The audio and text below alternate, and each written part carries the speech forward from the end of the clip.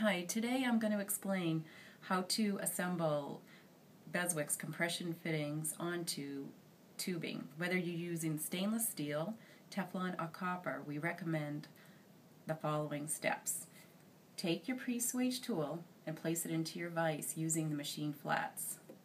Next, take your tubing and assemble first the compression fitting cap onto your tubing, followed by the rear ferrule, the donut-shaped ferrule, using the larger diameter first, followed by the conical-shaped ferrule. Take your assembly with your tubing and place it inside the pre-swage tool until the tubing bottoms out. Thread the cap finger tight.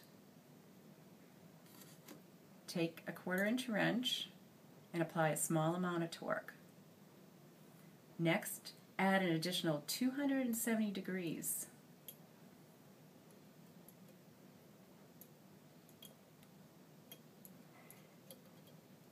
Now you will have a secure fit onto your tubing, and the pre-swage tool will be all set. Loosen the cap using your 1/4-inch wrench and remove the assembly from the pre-swage tool. Now you'll see that the two-piece ferrules are assembled onto the tubing. It's okay if the rear ferrule rotates a bit. You'll see that the front ferrule, the conical-shaped ferrule, will be swaged onto your tubing. Now take your compression fitting body and slide it over your ferrules. Tighten down the compression fitting cap, finger tight.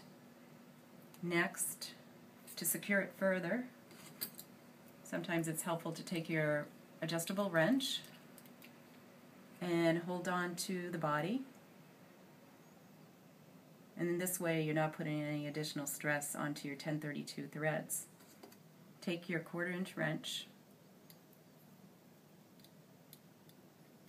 and apply approximately 45 to 90 degree turn.